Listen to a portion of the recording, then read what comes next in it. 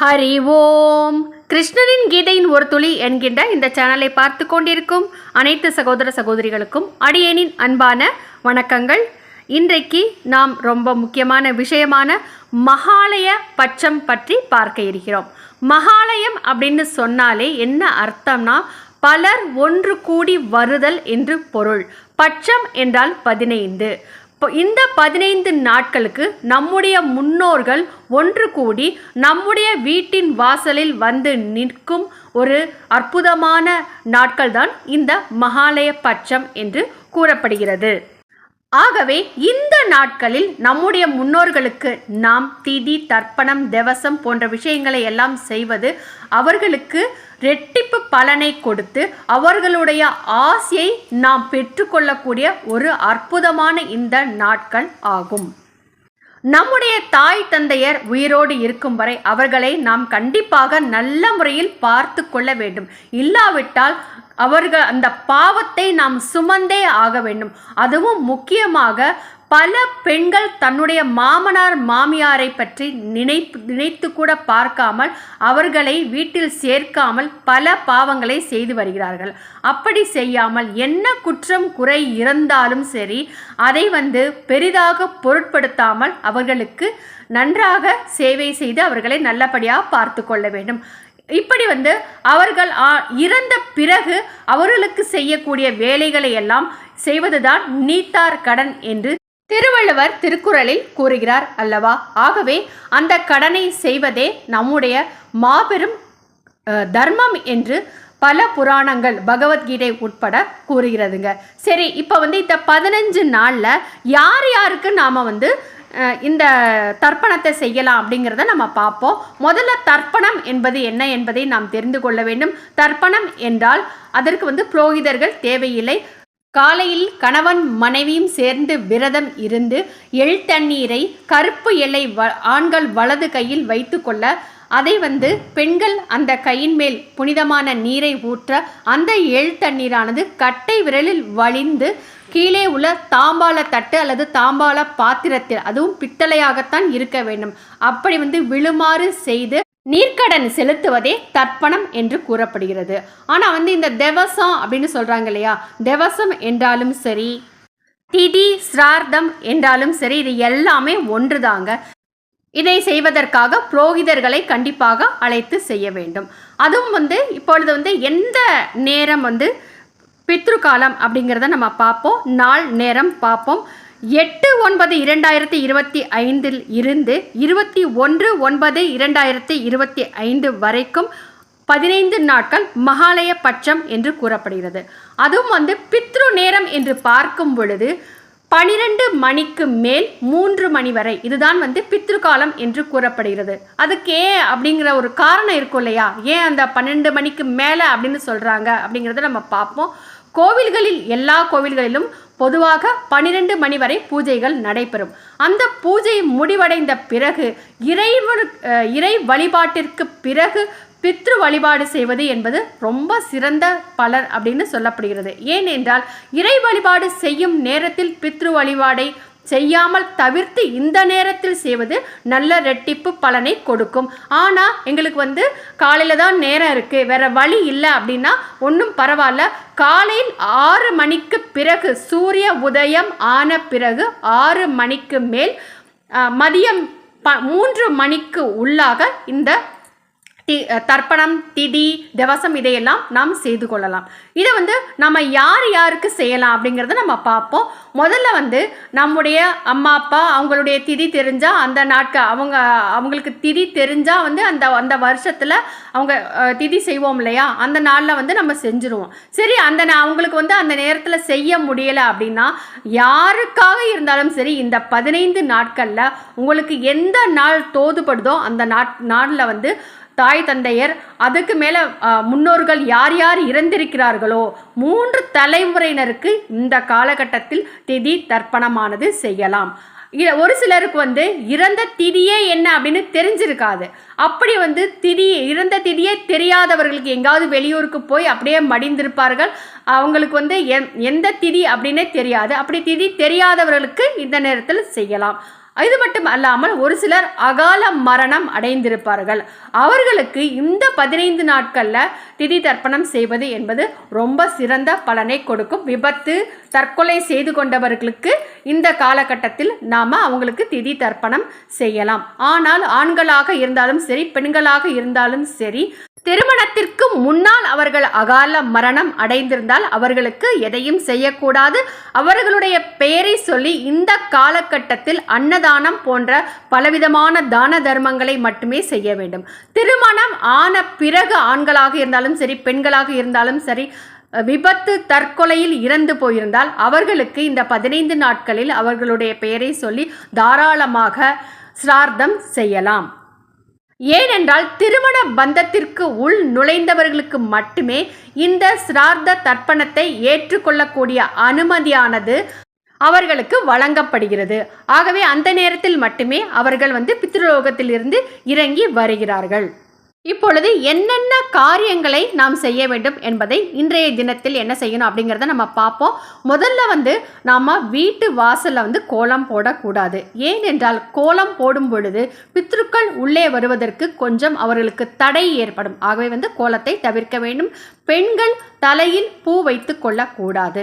காலையில் எழுந்தவுடனே நாம் விளக்கேற்றி சாமி கும்பிடுவோம் இல்லையா, அந்த இறை வழிபாடு நீங்கள் செய்வதாக இருந்தால் காலையிலேயே அதிகாலையிலேயே இறை வழிபாட்டை முடித்துவிட்டு அதற்கு பிறகு விளக்கை சாந்தி செய்துவிட்டு குளிரச் செய்துவிட்டு அந்த சாமி ரூம் இருக்கு இல்லையா, சாமி ரூம் இருந்தாலும் சரி, உங்களுக்கு சின்னதாக நீங்கள் செல்ஃப் வச்சுருந்தாலும் சரி, அந்த கதவை கொஞ்சம் மூடிட்டு அதற்கு பிறகு தான் நாம் இந்த பித்ருக்களுக்கு உண்டான காரியங்களை நாம் செய்ய ஆரம்பிக்க வேண்டும். ஏனென்றால் இறை வழிபாடு செய்யும் நேரத்தில் இதையும் சேர்ந்து செய்தால் அந்த ஆகுதியானது அவர்களுக்கு சரியாக போய் சேராது. ஆகவே இது பித்ருக்களை வணங்கக்கூடிய நேரம். ஆகவே அவர்களுக்கு உண்டான நேரத்தில் அவர்களை வணங்குவது மட்டுமே சால சிறந்த பலனை கொடுக்கும். ஆனால் இப்படிப்பட்ட பித்ரு காரியத்தை செய்யாமல் தவிர்ப்பவர்களுக்கு அவர்களுக்கு உண்டான தண்டனையான அவர்கள் இறந்த பிறகு காககுண்டம் என்கின்ற நரகத்தில் சென்று போய் வீழ்வார்கள். அங்கே காகங்கள் எல்லாம் அவர்களை கொத்தி தின்னும் அப்படின்னு கருட புராணத்தில் அழகாக கூறப்பட்டிருக்கிறது. ஆகவே நாம் பித்ரு காரியங்களை செய்வது நம்முடைய வாழ்க்கையில் செய்யக்கூடிய கடமைகளில் மிகவும் தலை சிறந்த கடமைகளில் ஒன்றாகும். நாம் நம்முடைய பிள்ளைகளுக்கு எப்படி நாம் அவங்களுக்கு நல்லது செய்கிறோமோ அதே போல் நாம் நம்முடைய முன்னோர்களுக்கும் நாம் நல்லவை செய்தால் மட்டுமே நாமும் நன்றாக இருக்க முடியும், நம்முடைய பிள்ளைகளும் நன்றாக இருக்க முடியும் என்பதை நினைவில் வைத்துக் கொள்ள வேண்டும். இப்போது பித்ரு காரியம் செய்யும் பொழுது யார் யாருக்கு செய்யலாம் அப்படிங்கிறத நம்ம பார்ப்போம். முதல்ல 3 தலைமுறையினருக்கு இந்த காலகட்டத்தில் நாம் 15 நாட்களில் நாம் நம்முடைய முன்னோர்கள் பலருக்கு ஒரே சமயத்தில் ஒரே தினத்தில் ஒரே நேரத்தில் நாம் அழகாக திவசம் செய்யலாங்க. அது என்ன என்றால், ஒரு கணவனும் மனைவியும் இருந்து இந்த காரியத்தை செய்கிறார்கள் என்று வைத்துக் கொள்ளுங்கள். அந்த கணவருடைய அம்மா அப்பா, அதே மாதிரி அந்த அப்பாவோட அம்மா அப்பா, அதுக்கப்புறம் அந்த அப்பாவோட அம்மா அப்பா, அதாவது எந்த வழிமுறை அப்படின்னு பார்த்துக்கோங்க. தந்தை வழிமுறையினருக்கு மட்டுமே நாம் செய்ய முடியும். அதே மாதிரி தாய் இருக்காங்க இல்லையா, அம்மா இருக்காங்க இல்லையா, அப்படி அவங்க பார்க்கும் பொழுது அம்மாவோட அம்மா அப்பா அவங்களுக்கு செய்யலாம். அதே மாதிரி அந்த அப்பாவோட அம்மா அப்பா, அதே மாதிரி அவங்கள பெற்ற அப்பாவோட அம்மா அப்பா, இப்படி 3 தலைமுறையினருக்கு நாம் அழகாக பித்ருகாரியத்தை நாம் செய்யலாம். அது மட்டும் அல்லாமல் பொதுவாக யாராவது இறந்து போயிருந்தால், உங்களுடைய நண்பர்களாக இருந்தாலும் சரி, உறவினர்களாக இருந்தாலும் சரி, தூரத்து உறவினர்களாக இருந்தாலும் சரி, வேறு யாராக இருந்தாலும் சரி, பொதுவாக ஒருவருக்கு இந்த நேரத்தில் இந்த காலகட்டத்தில் பித்ரு காரியம் செய்யலாம். ஆகவே நீங்கள் புரோகிதர்களிடம் முன்னமே இதை பற்றிய விவரத்தை நீங்கள் சொல்லிவிட்டால் அவர்கள் 3 தலைமுறையினருக்கு சேர்த்து செய்வார்கள். தாய் வழி தலைமுறையினருக்கு 3 பிண்டம், அப்பாவோட தலைமுறையினருக்கு 3 பிண்டம், அதற்கு பிறகு பொதுவாக 1 பிண்டம் என்று 7 பிண்டங்களை வரிசையாக வைத்து நாம் பித்ரு காரியத்தை மிகவும் அழகாக செய்து எல்லாரோட ஆசிர்வாதத்தையும் பெற்றுக்கொள்ளக்கூடிய அற்புதமான நல்ல நாள் இந்த மகாலய பட்சம்தான். இந்த பித்ரு காரியத்தை செய்யும் பொழுது கண்டிப்பாக பூணூல் அணிந்து கொண்டுதான் செய்ய வேண்டும். ஆனால் சுபகாரியங்களின் போதும் சாதாரணமாக நாம் ஆண்கள் பூணூல் அணிந்து கொள்ளும் பொழுதும் இடது தோளில் இருந்து வலது கை வழியாக அணிந்திருப்பார்கள் அல்லவா? ஆனால் இந்த பித்ருக்கால நேரத்தில் மட்டும், தர்ப்பணம் செய்யும் நேரத்தில் மட்டும் வலது தோளில் பூணூலை அணிந்து இடது கை வழியாக அந்த பூணூல் இருக்குமாறு, இடதுபுறமாக கீழ் இருக்குமாறு அணிந்து கொண்டு மாற்றி அணிந்து கொண்டு தான் செய்ய வேண்டும். அதே போல் இன்னொரு விஷயத்தை, ஒரு சுவாரஸ்யமான விஷயத்தை சொல்கிறேன் கேளுங்க. நாம் கோயில்களில் இருந்தாலும் சரி, ஒரு கணபதி ஹோமம், சுதர்சன ஹோமம், வேறு என்ன ஹோமம் செய்தாலும் சரி, கிரகப்பிரவேச வீட்டில் ஹோமம் செய்தாலும் சரி, நம்ம என்ன சொல்லுவோம், அந்த புரோகிதர்களெல்லாம் அக்னி குண்டம் வளர்த்து ஹோமம் செய்வாங்க இல்லையா? அப்படி செய்யும் பொழுது ஆகுதியில் நெய்யாக அந்த ஆகுதியை நெய்யில் சேர்த்து இடும் பொழுது ஸ்வாஹா ஸ்வாஹா அப்படின்னு சொல்லுவாங்க இல்லையா?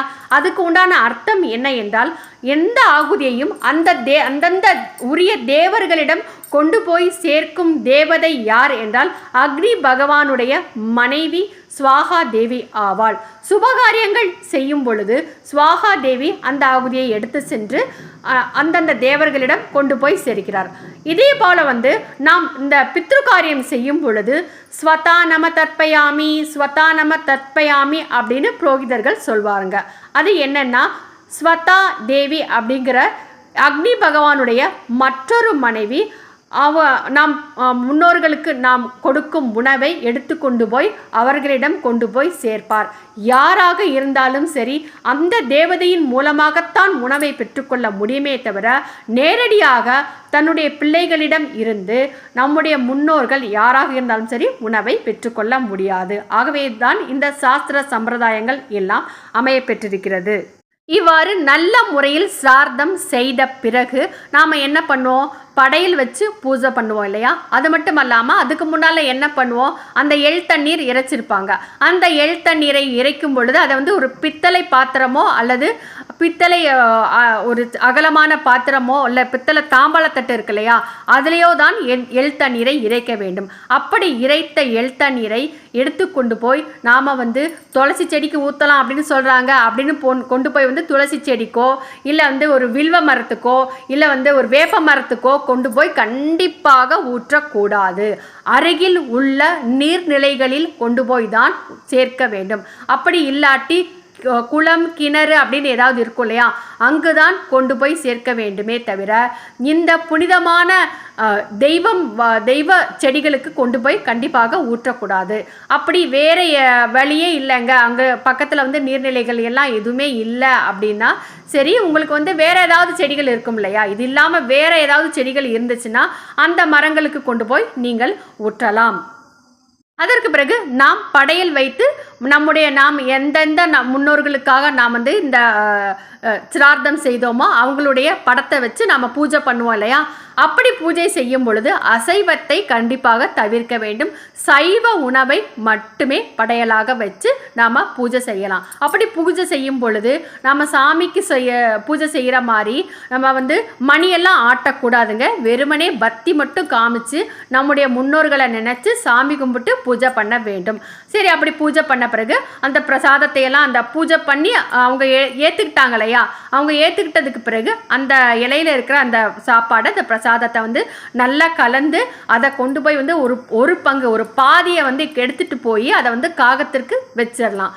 அந்த அப்படி வச்ச பிறகு மீதி பங்கு இருக்கும் இல்லையா, அந்த அவர்கள் முன்னோர்கள் சாப்பிட்டு விட்டு நமக்கு ஆசி வழங்கி சென்று விட்ட அந்த உணவை நம்ம வீட்டில் உள்ள எல்லோருமே பகிர்ந்து உண்ணும் பொழுது அவர்களுடைய ஆசி உடனடியாக நேரடியாக நமக்கு கண்டிப்பாக கிடைக்கும்.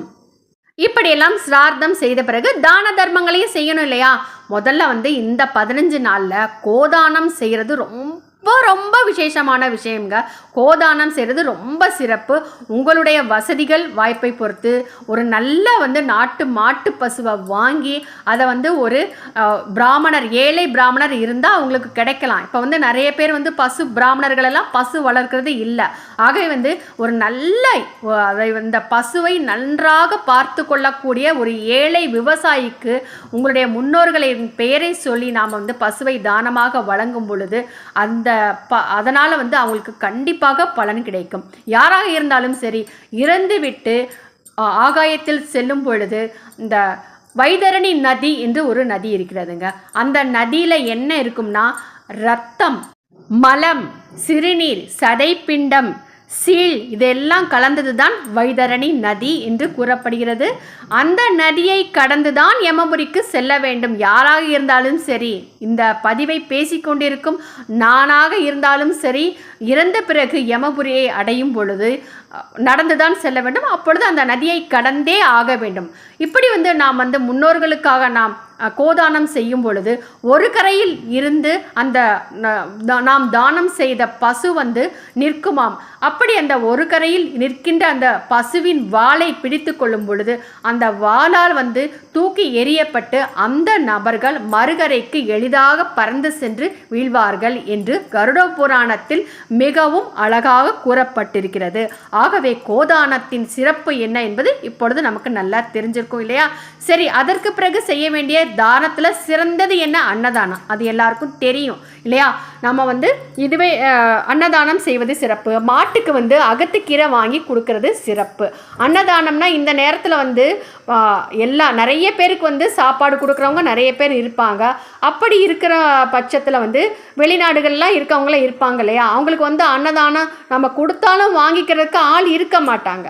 அப்படி இருப்பவர்கள் அநாதை இல்லங்களுக்கு அன்னதானத்திற்காக வந்து ஒரு குறிப்பிட்ட தொகையை வழங்குவது ரொம்ப சிறப்பு இல்லையா? அப்படி அதை அவங்களுடைய முன்னோர்களுடைய பெயரை சொல்லி அன்னதானத்திற்கு நம்ம கொடுக்கலாம். பசுமாட்டுக்கு போய் அகத்துக்கீரையாக கொடுத்து அந்த அகத்துக்கீரை வந்து அந்த பசு தின்னு வாந்தி எடுக்கிற வரைக்கும் நம்ம வந்து அது கொடுக்காம நாம் என்ன செய்யலாம் அப்படின்னா, பசு சாப்பிடக்கூடிய மாட்டு தீவனங்கள் எல்லாம் இருக்குது இல்லையா? அந்த தீவனங்கள் எல்லாம் நம்ம வந்து தவிடு, புண்ணாக்கு, அதுக்கு பருத்தி கொட்டை அதெல்லாம் வந்து வாங்கி கொண்டு போய் பசு வளர்ப்பவர்களிடம் கொடுக்கலாம். அப்படி கொடுப்பது ரொம்ப நல்ல சிறந்த விஷயங்க. அதற்கு பிறகு என்னென்ன தான தர்மங்களை செய்யலாம் அப்படின்னு பார்த்தா, தங்கம் கொடுக்கறது ரொம்ப சிறப்பு. இப்போ வந்து தங்கம் தானமாக கொடுன்னு நான் சொன்னால் என்னத்தான் எல்லோரும் திட்ட வருவீங்க இல்லையா? அப்படி தங்கத்தினுடைய விலை ஏறிக்கிட்டு இருக்குது. முடிஞ்சா கொடுங்க. இல்லாட்டி வெள்ளி, தாமிரம், இரும்பு கொடுக்கறது ரொம்ப சிறப்பு. இரும்பை தானமாக கொடுக்கும் பொழுது யமதர்மராஜர் ரொம்ப மகிழ்வார் என்று கருட புராணத்தில் கூறப்பட்டுள்ளதுங்க. அதற்கு பிறகு போர்வை தானமாக கொடுக்கறது ரொம்ப சிறப்பு. ஆடைகள் தானமாக கொடுக்கறது ரொம்ப ஏழை எளிய மக்களுக்கு வந்து புத்தாடைகளை வாங்கி கொடுப்பது ரொம்ப நல்ல சிறப்பு. காலணிகள், செருப்பு இருக்கு இல்லையா, அதை தானமாக கொடுக்கலாம். விசிறி கொடுக்கறது ரொம்ப சிறப்பு. இந்த மாதிரி விஷயங்களை எல்லாம் தானம் செய்து, முன்னோர்களை குறித்து தானம் செய்து, அவர்களுக்கும் நல்ல பேரு கிடைக்க வழி செய்து, நாமும் நல்லபடியில் வாழ்வதற்கான ஒரு பாதையை நாம் தான் தேடிக்கொள்ள வேண்டும். புரோகிதர்களுக்கு முக்கியமாக பச்சரிசியும் மண்டை வெல்லமும் தானமாக கொடுத்து அனுப்புவது ரொம்ப சிறந்த விஷயம். அதை வந்து முடிஞ்சால் கண்டிப்பாக செஞ்சுருங்க. ரொம்ப நல்ல விஷயம். இப்போது இதுவரைக்கும் நாம் வந்து நம்முடைய முன்னோர்களுக்கு எப்படியெல்லாம் வந்து சிரார்த்தம் செய்கிறது அப்படிங்கிறத பற்றி நம்ம தெளிவாக தெரிந்து கொண்டோம் அல்லவா? இப்போ வந்து நம்ம வீட்டில் வந்து செல்லப்பிராணிகள் எல்லாம் வளர்த்துருப்போம். நிறைய பேர் வந்து நாய் வளர்ப்பாங்க, ஆடு மாடுகள் வளர்ப்பாங்க, பூனை, அதற்கு பிறகு கிளி இருக்கு இல்லையா, கிளியெல்லாம் வளர்ப்பாங்க. அப்படி அந்த செல்லப்பிராணிகள் எல்லாம் இறந்து போய் இருந்தால் இந்த காலகட்டத்தில் நாம் வந்து அவர்களுடைய பெயரை சொல்லி தர்ப்பணம் செய்கிறது அப்படிங்கிறது ரொம்ப சிறந்த விஷயங்க. ஏனென்றால் மகாலய பட்சத்தில் மட்டும்தான் இந்த விலங்கு பறவைகளுக்கு இந்த சிரார்த்தம் செய்யும்போது கூட அவங்க அந்த பொதுவாக ஒரு பிண்டம் வைப்பாங்க இல்லையா? அப்படி வைக்கும் பொழுது புரோகிதர்கள்கிட்ட நீங்கள் சொன்னீங்களா, அந்த நீங்கள் வளர்த்த செல்ல பிராணிகளுடைய பெயர்களையும் சேர்த்து அவர்கள் தர்ப்பணம் செய்வார்கள். அப்படி நீங்கள் செய்யலாம். இப்படி செய்கிறது அவங்களுக்கு வந்து உண்டான பலனை கொண்டு போய் சேர்க்குங்க. ஏனென்றால் நாம் ஆன்மா என்று பார்க்கும் பொழுது நாம் எடுத்த உடனே நம்ம மனுஷ பிறவி அடைந்தது கிடையாது இல்லையா? நாம் வந்து எத்தனையோ பிறவிகள் பிறந்ததுக்கு பிறகுதான் நாம் இந்த மனுஷ பிறவியை அடைந்திருக்கிறோம். அப்படி வந்து நாம் எவ்வளோ தடவை நாயாக பிறந்திருக்கோமோ, பூனையாக பிறந்திருக்கோமோ, இல்லை பறவைகளாக, புழுவாக, இந்த மரம் செடி கொடிகளாக கூட பிறந்த பிறகுதான் நமக்கு வந்து இந்த மனித பிறவி கிடைக்கிறது. அப்படி பார்க்கும் பொழுது, ஆன்மா என்று பார்க்கும் பொழுது எல்லாமே ஒன்றுதான். ஆகவே இந்த காலகட்டத்தில் ரொம்ப சந்தோஷமாக மன நிறைவோட உங்களுடைய செல்ல பிராணிகளுடைய பெயரை சொல்லி நன்றாக தாராளமாக தர்ப்பணம் செய்யுங்கள். அப்படி செய்யும் பொழுது உங்களுடைய செல்ல பிராணியினுடைய ஆன்மாவின் ஆசி உங்களுக்கு கண்டிப்பாக கிடைக்கும். ஒரு விஷயத்தை நாம் நினைவில் கொள்ள வேண்டும். யமதர்மராஜருடைய திசை தெற்கு. ஆகவே தெற்கு முகமாக பார்த்து நம்முடைய முன்னோர்கள் படத்தை வைத்து அதற்கு முன்னால் படையல் வைத்து தான் பூஜை செய்ய வேண்டும். இப்போ ஒரு தாய் தந்தையருக்கு 4 மகன்கள் அல்லது 2-3 மகன்கள் இருந்தால் எல்லாரும் சேர்ந்து ஒன்றாக சேர்ந்து இணைந்து இந்த சிரார்த்த காரியத்தை செய்வது உங்களுடைய குடும்பத்திற்கே நல்ல பலனை கொடுக்கும். ஒரு சில வீடுகளில் வந்து அண்ணன் தம்பி ஏதாவது ஒரு கருத்து வேறுபாடின் காரணமாக பிரிந்திருப்பார்கள் அல்லவா? அப்படி இருக்கின்ற பட்சத்தில் வந்து ஒவ்வொருவரும் தனித்தனியாக அவரவர்களுடைய வீடுகளில் அவரவர்கள் சிரார்த்தம் செய்துதான் ஆக வேண்டும்.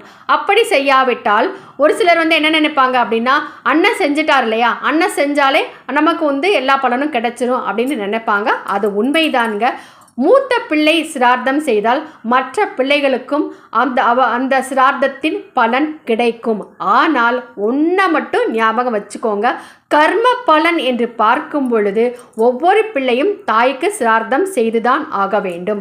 ஆகவே வந்து கர்ம பலன் என்று பார்க்கும் பொழுது யார் சிரார்த்தம் செய்கிறாரோ அவருக்கு மட்டுமே அந்த கர்ம பலனானது கிடைக்கும். ஆகவே எல்லோருக்கும் கர்ம பலன் கிடைக்க எல்லா பிள்ளைகளும் கண்டிப்பாக சிரார்த்தம் செய்துதான் ஆக வேண்டும். ஒரு சில தாய் தந்தையருக்கு பெண்கள் மட்டும் இருப்பாங்க இல்லையா, அவங்க என்ன பண்ணலாம், அவங்களுக்கு தோணும் இல்லையா, எங்கள் அம்மா அப்பாவுக்கும் நான் வந்து சிரார்த்தம் செய்யணும் அப்படின்னு நினைப்பாங்க இல்லையா, அவங்களும் செய்யலாம். எப்படின்னா, அந்த பெண்ணின் கணவர் அவருடைய தந்தை உயிரோடு இருக்கும் வரைக்கும் அவங்க வந்து இருவரும் சேர்ந்து மாமனார் மாமியாருக்கு சிரார்த்தம் செய்ய முடியாது. ஆனால் அந்த பெண்ணின் கணவருடைய தந்தை இறந்து போயிட்டாங்கன்னா, அவங்க இல்லைன்னா, அதாவது ஒரு பெண்ணோட மாமனார் இருக்கிற வரைக்கும் அவங்க வந்து அவங்களோட அம்மா அப்பாவுக்கு சிரார்த்தம் செய்ய முடியாது. மாமனார் இல்லாட்டி 2 பேரும் சேர்ந்து நான் நல்லா வந்து இந்த நேரத்தில் வந்து சிரார்த்தம் செய்யலாம். சரிங்க, இப்போ வந்து சிரார்த்தம் செய்யக்கூடிய சூழ்நிலையில் நீங்கள் இல்லை, ஏதாவது ஒரு குடும்ப விஷயத்தின் காரணமாக பெண்கள் அப்படி செய்ய முடியலை அப்படின்னு நினச்சிங்கன்னா, இந்த காலகட்டத்தில் உங்களுடைய தாய் தந்தையருடைய பெயரை சொல்லி தாராளமாக நீங்கள் வந்து தான தர்மங்களை செய்யலாம். அப்படி செய்யும் பொழுது அதற்கு உண்டான பலன் கண்டிப்பாக உங்களுடைய அம்மா அப்பாவுக்கு போய் சேர்ந்து அவங்களுடைய ஆசீர்வாதம் உங்களுக்கு கண்டிப்பாக கிடைக்குங்க. ஆனால் கணவனையும் இழந்த கைம்பெண்ணாக இருக்கும் பட்சத்தில் நீங்களே தனியாக இருந்து கொண்டு உங்களுடைய தாய் தந்தையருக்கு உங்கள் வீட்டிலேயே உங்கள் கையில் எழ்த்தண்ணீரை வைத்து நீங்களே ஊற்றி தாராளமாக தர்ப்பணம் செய்யலாம். ஒரு பெண் வந்து அவருடைய கணவருக்கும் அதே நேரத்தில் தன்னுடைய தாய் தந்தையருக்கும் வந்து கண்டிப்பாக ஒரு பெண் வந்து தர்ப்பணம் செய்யலாம். அப்படி தர்ப்பணம் செஞ்சுட்டு நீங்கள் வந்து படையல் வச்சு பூஜை பண்ணி நன்றாக வந்து சாமி கும்பிட்டு அதுக்கு பிறகு வீட்லேயும் விளக்கேற்றி சாயந்தரத்துக்கு பிறகு நல்லா எல்லாருமே வீட்டில் வந்து சாயந்தரத்திற்கு பிறகு மாலை ஆன பிறகு விளக்கேற்றி நல்லா வீட்டில் வழிபாடு செஞ்சு கோயிலுக்கும் போயிட்டு வந்து இறை வழிபாடு செய்யலாம். இப்பொழுது இதுவரைக்கும் தர்ப்பணம் திதி அப்படிங்கிறது யாருக்கெல்லாம் செய்யலாம், யார் செஞ்சால் என்ன பலன், எப்படி செய்யலாம், இது போன்ற விஷயங்களை எல்லாம் நீங்கள் வந்து அடியனிடம் கேட்டு தெரிந்து கொண்டீர்கள். அடியனுக்கு இந்த பாக்கியத்தை அருளி செய்த இறைவனுக்கு நன்றி. மேலும் இது போன்ற தகவல்களை தெரிந்து கொள்ள அடியனுடைய சேனலை சப்ஸ்கிரைப் செய்து பெல் ஐகானையும் கிளிக் செய்து தொடர்ந்து பார்த்து வாருங்கள் என்று வணக்கம் கூறி விடைபெறும் இவள் தமிழ்நாடு மதுரையில் மதுரை கல்லூரி அருகே ஜீவசமாதி அடைந்துள்ள ஸ்ரீ சிவானந்த சரஸ்வதி சுவாமிகளின் பேத்தி ரஜுலா விஜயராகவன். நன்றி.